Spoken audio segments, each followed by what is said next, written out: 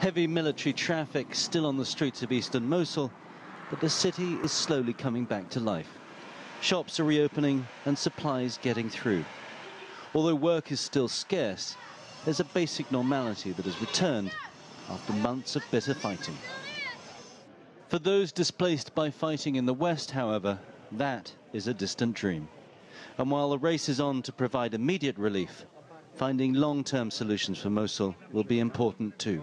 We don't have the international solidarity that is needed for the conditions to be provided for these people to be humane, and at the same time to create the conditions for a reconciliation within the communities and the reconciliation at national level as soon as Mosul is fully liberated. The scars exposed by ISIL will be open for long after they themselves are forced out of the city.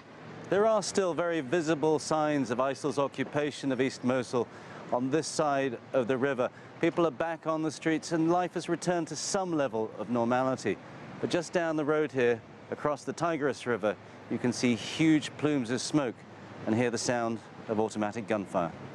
The damage in the west is undoubtedly worse. This is where ISIL dug in for their last stand. On one of our trips to the front line, we met Makeen, now living in the UK, but a former resident of Mosul for 10 years.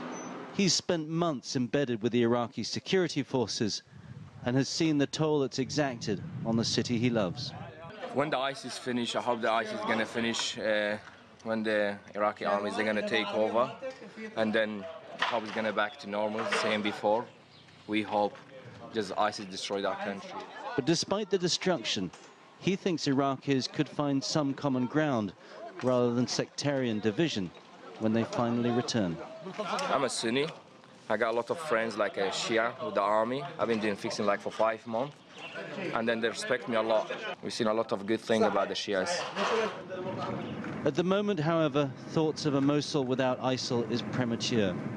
Their fighters have a well-formulated defense, and any ground they surrender is often completely destroyed. Tony Cheng, CGTN, Mosul, Northern Iraq.